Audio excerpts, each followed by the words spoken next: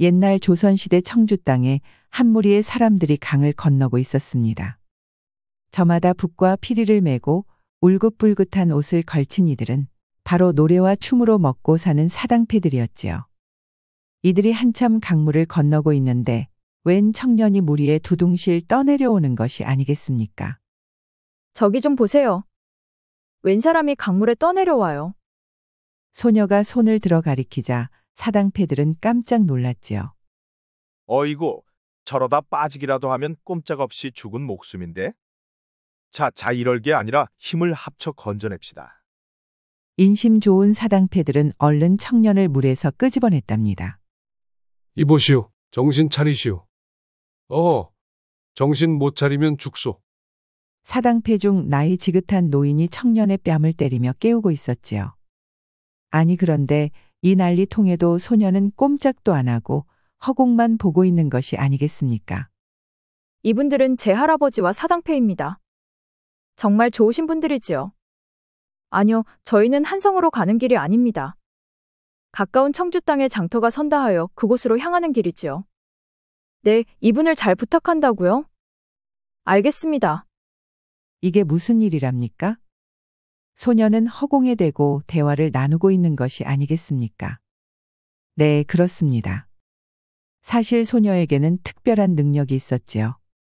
소녀는 다른 사람들에게는 보이지 않는 혼령들이 똑똑히 보이는 것이었습니다. 그런데 청년 뒤에 서 있던 여인의 혼백이 소녀에게 청년을 부탁하고는 사라지는 것이었죠. 소녀는 차마 죽은 사람의 부탁을 거절할 수 없어 청년을 돌봐주겠다고 약조를 했지요. 그렇게 여인의 혼령과 소녀가 대화를 나누는 사이 청년의 의식이 돌아오는 것이었습니다. 이제 정신이 좀 드시오. 여기가 도대체 어딥니까? 여기는 청주 미호강의 강변이요. 물에 휩쓸려 떠내려오는 것을 우리 사당패 삼촌들이 건져냈다오. 그렇군요. 목숨을 살려주셨군요. 이 은혜를 어찌 갚아야 할지. 에이, 그런 말씀 마시오. 사람 목숨을 구하는 것이니 누구라도 했을 것이외다. 청년은 사당패의 우두머리인 감시 노인에게 깊게 고개를 숙였습니다. 노인이 살펴보니 청년은 나이에 어울리지 않게 점잖고 무척이나 예의가 발랐지요. 하지만 어딘가 잔뜩 움츠려 있고 두 눈에는 공포가 가득했습니다. 해서 노인은 더 묻지 않고 손녀인 감미려에게 일러 청년을 부축하게 했습니다. 무슨 사연인지는 모르나 강물에 빠졌다 겨우 살아났으니 일단 안정을 취해야겠소. 허니, 우리 집으로 가십시다. 미려야 도령을 잘 부축해 드리거라. 네, 할아버지. 염려 마세요. 그리하여 청년은 감시 노인의 집에서 쉴 수 있었답니다. 감노인이 사당패들과 공연을 하러 간 사이 미려는 방에 청년을 눕히고 부엌으로 향했습니다. 곡식은 좀 있는데 반찬거리가 없구나. 손님을 굶길 수는 없으니 뒷산에 좀 다녀와야겠다. 미려는 품에 비수 몇 개를 챙겨 산에 올랐습니다. 그리고는 통통한 산새가 보일 때마다 족족 비수를 날려 떨어뜨리는 것이 아니겠습니까? 그야말로 백발백중 신묘한 솜씨였지요. 꿩이며 산비둘기를 순식간에 잡은 미려는 사냥감을 새끼줄에 묶어 허리에 찼습니다. 그렇게 산길을 내려오는데 저 앞에서 칼을 든 남자들이 올라오고 있는 게 아니겠습니까? 주변을 샅샅이 살피는 것이 아무래도 누군가를 찾는 것 같았지요. 그들을 본 미려는 아무 말 없이 산을 뛰어내려왔습니다. 일어나세요, 도령. 지금 누워있을 때가 아닙니다. 아니, 미려 처녀. 갑자기 무슨 일이시오? 도령을 쫓는 이들이 있으니 어서 여길 나가야 합니다. 미려는 청년을 일으켜 반대편 산으로 달아났습니다. 그리고는 평소 봐둔 동굴에 청년을 밀어넣었지요. 헌데 그 순간 청년에게 붙어있던 여인이 다시 모습을 드러내는 것이었습니다. 은희님, 저자들은 끈질긴 살수들입니다. 아들이 숨어있다 해도 기필코 찾아낼 것이니 좀 더 도와주십시오. 염려 마십시오. 저는 한번 약조한 것은 반드시 지키라고 배웠습니다. 헌데 어찌 놈들의 시선을 흐려야 할지 고민이군요. 아들의 소매에 제 유품이 있으니 그걸 쓰시면 좋을 듯합니다. 미려가 청년 소매를 뒤져보니 작은 향주머니가 나오는 것이었습니다. 미려는 향주머니를 꽉 쥐었지요. 그러자 청년이 기겁을 했지요. 그것은 정말 소중한 물건이오. 어서 돌려주시오. 목숨만큼은 아니실 겁니다. 이 물건을 이용해 놈들을 다른 곳에 유인하고 오겠습니다. 알겠소. 그런데 미려 처녀, 아까 전부터 누구와 이야기를 하는 것이오? 그런 게 있습니다. 지금은 급하니 좀 다녀와서 나중에 설명해 드리지요. 그리고는 미려는 서둘러 산길을 따라 내려갔습니다. 얼마 후 미려를 발견한 칼잡이들이 다가왔지요. 혹시 이 근처에서 처음 보는 청년을 본 적 없느냐? 여긴 인적이 드문 산입니다. 누굴 본다면 죄다 처음 보는지라 말씀하시는 바를 잘 모르겠습니다. 맹랑한 계집이로구나. 그래, 젊은 청년 하나를 본 적 없느냐 말이다. 가령 물에 떠내려왔다던가 하는 식으로 말이다. 청년이라뇨? 아무도 보지 못했습니다. 그러느냐? 저 산 아래 집이 너희 집이렸다. 네, 그렇습니다. 네가 정녕 아무것도 보지 못했다면 집안을 좀 살펴봐도 되겠구나. 그러더니 칼잡이들은 미려의 집안을 이잡듯이 뒤지는 것이 아니겠습니까?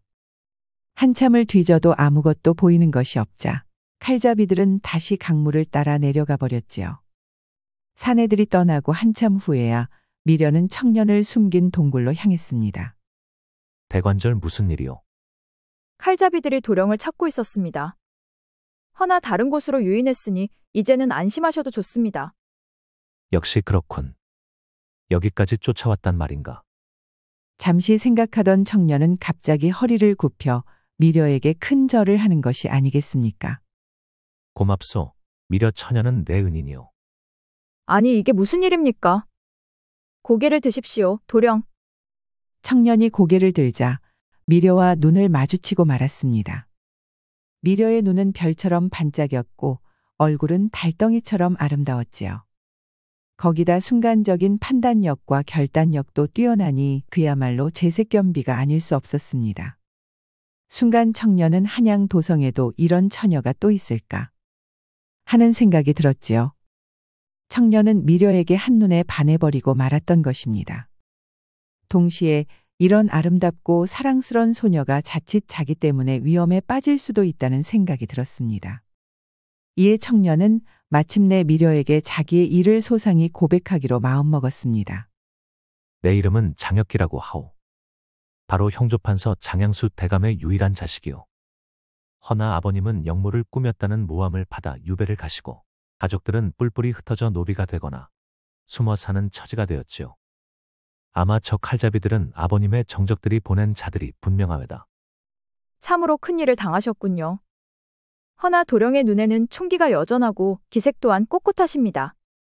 필시 사대부의 몸가짐이니 아버님께서도 장하다 하실 것입니다. 그리 보아줘서 고맙소. 하지만 몸과 마음을 추슬러야 그 뒤를 도모하실 수 있겠지요. 일단 안정을 취하시는 게 좋겠습니다. 그리하여 미려는 혁기를 데리고 풍광이 좋은 계곡으로 향했습니다. 마침 계절이 초여름이라 골짜기엔 산딸기가 주렁주렁 열려 있었답니다.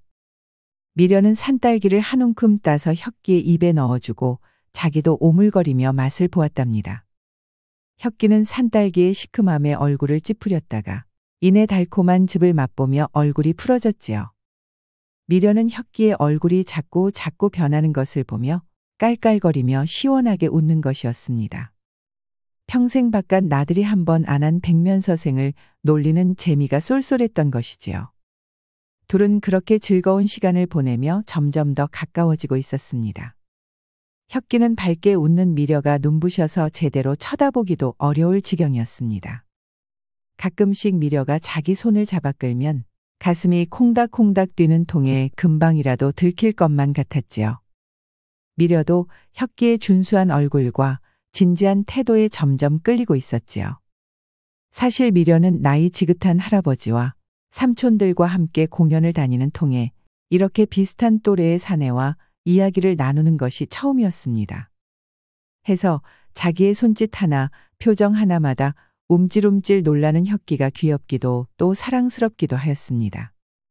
그렇지만 아직 귀신을 보는 능력에 대해 고백하는 것은 망설이고 있었지요. 그렇게 며칠이 지나자 공연을 나갔던 할아버지 감노인이 쌀섬과 반찬을 짊어지고 집에 돌아왔습니다. 할아버지, 공연은 잘 아셨습니까? 오냐, 이번엔 특히 사람들이 좋아하더구나. 덕분에 쌀을 후하게 받았다. 그것 참 잘 되었습니다. 그래, 오늘 저녁엔 사당패가 모두 모일 것이니 오래간만에 잔치를 벌여야겠다. 해가 지자 미려의 집에 사당패가 전부 모였지요. 미려는 마당에 큰 솥을 걸고 산에서 잡아온 산새들과 산채로 전골을 끓였답니다. 모두가 즐겁게 식사를 하는데 감노인의 얼굴이 갑자기 심각해졌습니다. 미려에게 자초지종을 다 들었네. 자네가 형판 장양수 대감의 장남이라고 하였나? 네, 그러합니다. 감노인은 장대감이 유배를 갔다는 소식에 무척이나 비통해하였지요. 한 잔을 쭉 들이키시더니 길게 한숨을 내쉬는 것이었습니다. 사실 우리는 평범한 사당패가 아닐세. 우리는 칼솜씨만 믿고 천하를 주유하던 검계의 일원이었다네. 네, 어르신의 사당패가 온 나라를 공포에 떨게 한 검계였다는 겁니까? 그러했지. 젊었을 적 우리는 칼 하나만 있으면 누구도 두렵지 않았네. 해서 몹쓸 짓도 많이 했지. 그렇게 조선 팔도를 휩쓸다가 그만 장양수 대감이 보낸 토벌대에게 모조리 붙잡히고 만 것이야. 그야말로 신묘한 병법이었다네. 하지만 혁기의 아버지 장대감은 검계들을 처형하지 않았습니다. 오히려 그들의 솜씨를 높게 사서 용서해주고 나라를 위해 그 실력을 쓰도록 하였지요. 이에 감복한 감시 노인과 검계 패거리는 북방 오랑캐들을 물리치는데 큰 공을 세웠지요. 오랑캐와의 싸움이 끝나고 우리는 다시는 검을 들지 않기로 맹세했다네. 그 뒤로 이렇게 사당패가 되어 칼 대신 붓과 피리로 먹고 살고 있지. 또한 감노인은 최근 장대감이 유배를 간 이후 다른 충신들도 하나하나 제거되고 있다는 소식을 전했습니다. 청렴결백한 신하들이 하룻밤 사이에 죽거나 혹은 먼 타지로 귀향을 가는 것이었지요. 주상전하께서 병석에 누운 이후 충신들이 점점 죽어가고 있다네. 이는 필시 권력의 눈이 먼 천명왕후의 지시 분명하네. 천명왕후는 주상의 병을 핑계 삼아 대리청정을 하고 있었지요. 허나 백성을 위하는 마음은 전혀 없고 국고를 탕진해 사치와 향락을 일삼는 악독한 여인이었습니다. 천명왕후는 심성이 비열하고 잔인해서 충신의 가족들까지 죽이거나 노비로 만들고 있다네. 사실 저희 어머니도 몸을 피하는 와중에 그만. 혁기는 돌아가신 어머니 생각에 목이 메이는 것 같았습니다. 닭똥 같은 눈물을 흘리던 혁기는 결심한 듯 이를 악물었지요. 노인장 부탁합니다. 제게도 검술을 가르쳐 주십시오. 감노인이 전한 말을 들은 혁기는 분노로 가슴이 활활 타올랐습니다. 하지만 아픈 주상을 대신해 국정을 주무르는 천명왕후를 막는 것은 보통 일이 아니었습니다. 어허, 이 사람이 나는 이미 검을 놓았다고 하지 않나. 부탁드립니다. 천명왕후를 치려면 어르신의 검술밖에 없습니다. 사실 혁기는 앞서 미려가 비수 몇 자루로 수십 마리 산새를 잡는 것을 보았습니다. 딸인 미려의 솜씨가 저리도 뛰어나니 할아버지 감노인의 검술은 얼마나 대단할지 상상도 가지 않았지요. 해서 복수를 위해서는 감노인의 검술을 꼭 배워야 한다는 심산이었습니다. 할아버지, 그러지 말고 혁기 도령에게 검술을 가르쳐 주세요. 처음에는 망설이던 감노인은 손녀딸 미려까지 부탁하는 통에 결국 허락하게 되었습니다. 그리하여 장혁기는 검계 최고수였던 감노인에게 검술을 배우게 되었지요. 혁기는 밤낮으로 검술을 연마했습니다. 먼 오지로 귀향을 가 언제 죽을지 모르는 아버지와 피난길에 병에 걸려 돌아가신 어머니를 생각하니 하루도 쉴 틈이 없었지요. 불철주야 검술에 매진하는 혁기의 모습을 보고 미려도 다시 검술을 배웠답니다. 이전부터 재능에 뛰어난 미려는 이제는 눈을 감고도 날아다니는 파리를 빗으로 맞춰 떨어뜨릴 정도가 되었지요. 혁기도 미려의 솜씨를 보며 더욱더 의지를 활활 태웠습니다. 혁기의 투쟁심을 눈여겨본 감노인은 가끔씩 미려와 혁기의 대련을 허락하기도 하였답니다. 그때마다 혁기의 솜씨는 일취월장 어느새 미려의 뒤를 따라붙고 있었지요. 혁기와 미려는 가끔씩 감노인에게 알리지 않고 대련을 하기도 하였는데요. 검을 맞대고 연습을 하면 가끔씩은 두 사람의 숨결이 서로에게 닿을 정도로 바짝 붙을 때가 있었지요. 그럴 때마다 혁기는 미려의 매력에 정신을 빼앗겨 승부를 내주기 일쑤였습니다. 하면 미려는 깔깔 웃으며 혁기의 손을 잡아 일으켜주곤 하였죠. 혁기는 아쉬워하며 미려의 손을 맞잡았지만 그때마다 얼마나 두근두근 하던지요. 그렇게 두 사람은 검수를 연마하는 동안 더욱더 가까워졌답니다. 마침내 1년이 지나자 혁기의 검술은 감노인과 대련을 해볼 정도로 성장했습니다. 열의 한 판은 이길 정도니 그 솜씨가 얼마나 뛰어난지 짐작이 갔지요. 감노인도 이만하면 앞으로는 실전에서 배워야 한다며 하산을 허락했지요. 혁기는 감노인에게 큰 절을 했습니다. 어르신, 이제 드디어 천명왕후를 치고 조선을 도탄에서 구할 때가 된 것 같습니다. 자네의 뜻이 정 그렇다면 내 어찌 맞겠나? 부디 신중 또 신중하게 행동하게. 할아버지, 저도 혁기 도령을 돕고 싶습니다. 미려는 한사코 혁기와 같이 가겠다고 고집을 부렸지요. 이미 혁기에게 마음을 준 터라 혼자 보낼 수 없었던 것입니다. 귀한 손녀딸이 위험천만한 복수에 동참한다고 하니 감노인은 무척이나 걱정이 되었지요. 하지만 어쩌겠습니까? 괜히 막다간 일만 더 그르칠 수 있었으니까요. 고민 끝에 감노인은 청죽으로 만든 작은 피리를 미려에게 건네주었답니다. 그러면서 위급한 상황이 오면 꼭 이 피리를 불라고 하였지요.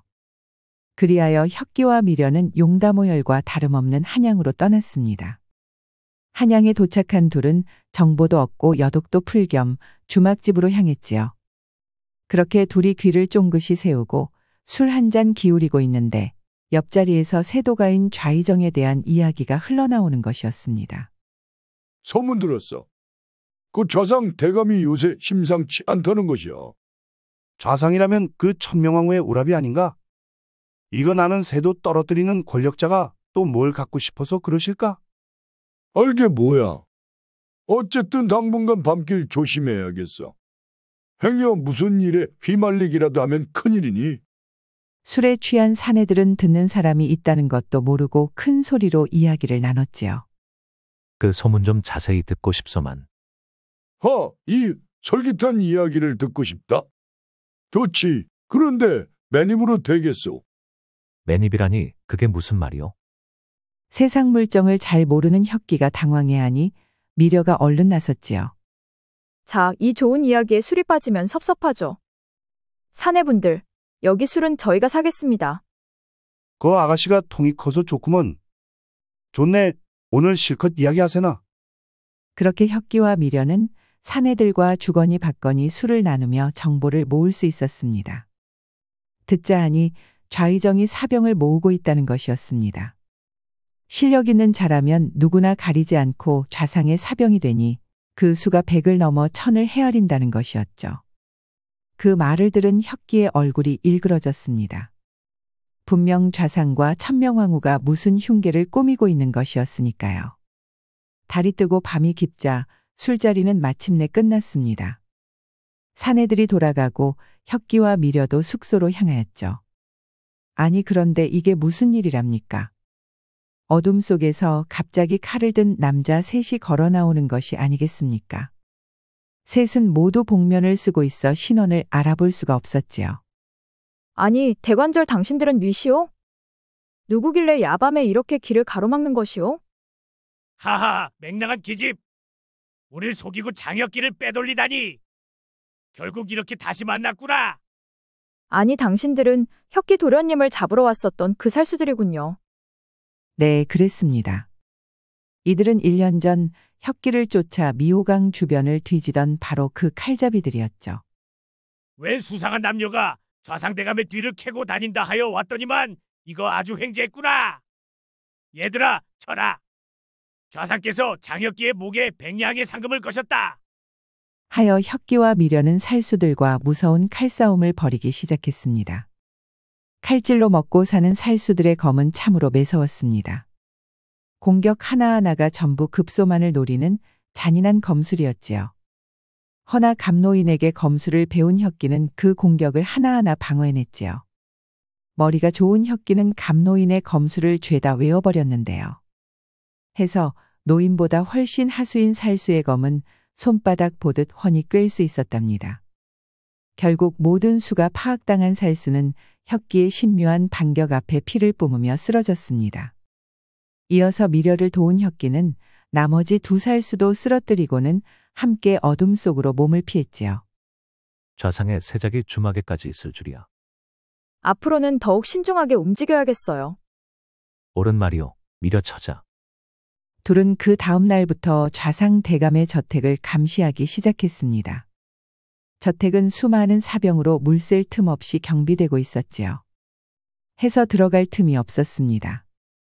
허나 둘은 인내심 있게 기다렸습니다.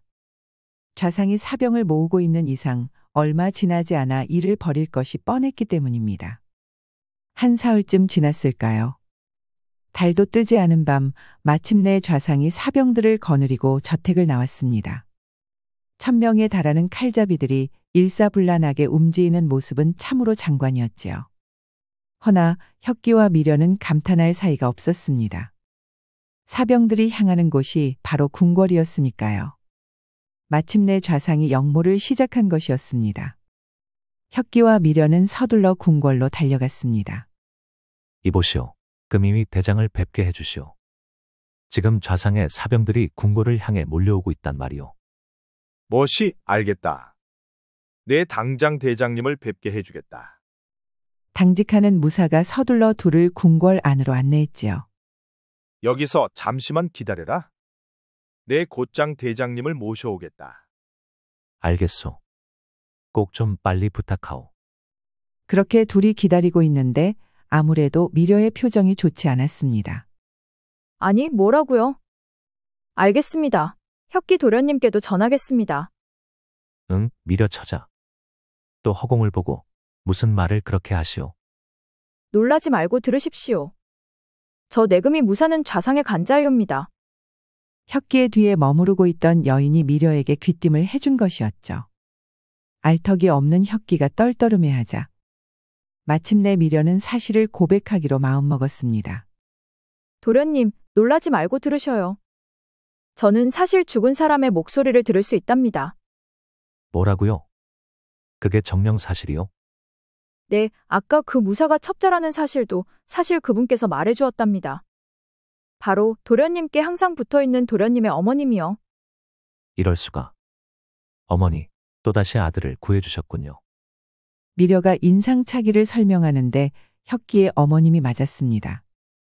혁기는 죽어서도 이어지는 어머님의 자식사랑에 닭똥 같은 눈물을 뚝뚝 떨어뜨렸지요. 허나 지금은 시간이 없었습니다. 미려와 혁기는 방을 빠져나와 서둘러 대장을 찾았지요. 다행스럽게도 대장은 멀지 않은 곳에 있었습니다. 거기다 불행 중 다행인 것이 금이위의 대장은 혁기의 아버님인 형조판서와 막역한 사이였던 것이죠. 대번에 혁기를 알아본 대장은 서둘러 금이위를 모아 좌상의 사병과 맞설 준비를 했습니다. 이윽고 좌상의 사병이 궁궐을 향해 구름처럼 모여들었습니다. 허나 서둘러 방비를 한 덕분에 금이위 대원들은 사병의 공격을 간신히 막아낼 수 있었지요. 하지만 중과부적. 사병의 숫자가 워낙 많은 탓에 금이위는 밀리고 또 밀리고 있었습니다. 혁기와 미려도 수많은 사병을 베며 용감하게 맞섰지요. 둘은 검은 몰려든 적을 쓰러뜨리느라 붉게 변했습니다. 하지만 점점 힘이 붙여 밀려나고 있었지요. 미안하오, 미려 처자. 나 때문에 미려 처자까지 위험에 빠지게 되었소이다. 어찌 사과하시나요? 나라를 위한 혁기 도령의 마음에 저 또한 동의한 것뿐입니다. 아니요, 복수도 못했을 뿐더러 사랑하는 여인까지 위험하게 만든 내 죄가 크구려. 혁기에 사랑한다는 말에 미려는 온몸이 녹아내리는 것 같았습니다. 심장이 콩닥콩닥 뛰고 얼굴은 붉게 달아올랐죠. 사실 미려도 혁기에 대한 마음이 깊어질 대로 깊어졌거든요.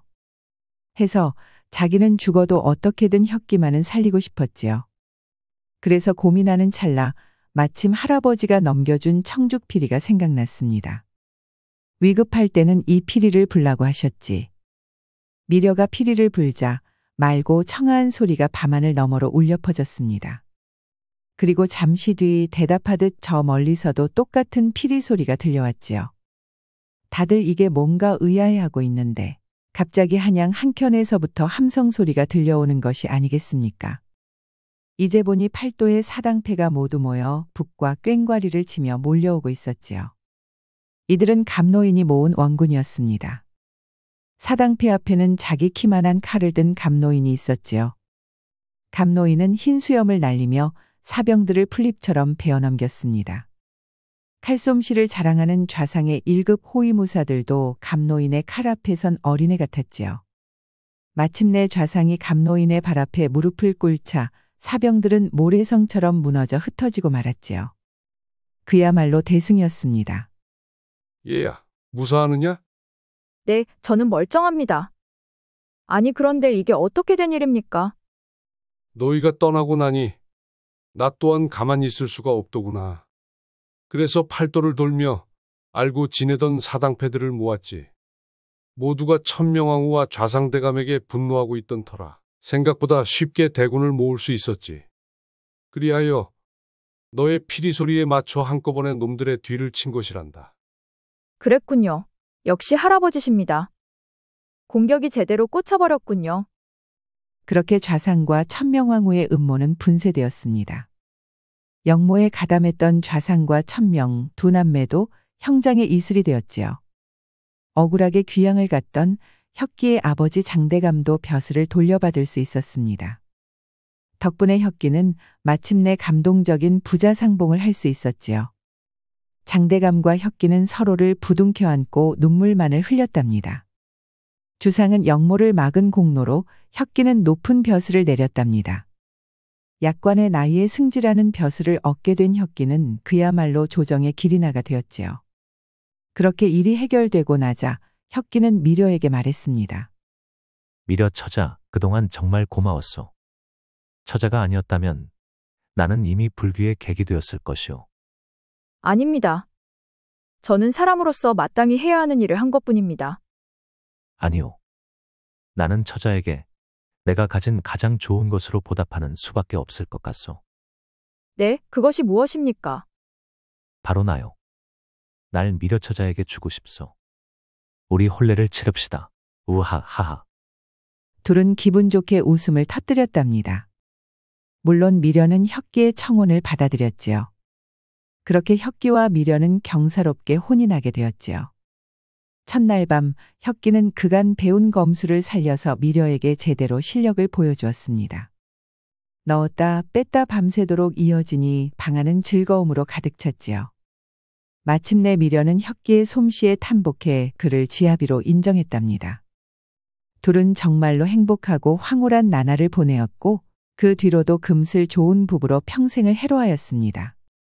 옛말에 필사즉생이라는 말이 있습니다. 이순신 장군께서도 하신 말인데 죽을 힘을 다해 노력하는 자는 반드시 살 길을 찾는다는 말이지요. 우리도 혁기처럼 힘들고 어려워도 포기하지 않고 노력할 수 있는 삶을 살아야겠습니다. 우리 영상을 시청하신 모든 분들께 행복이 가득하길 기원하겠습니다. 구독과 좋아요, 알림 설정 부탁드려요. 이후에도 재미난 이야기가 많이 준비되어 있으니 다른 영상도 꼭 보러 와주세요.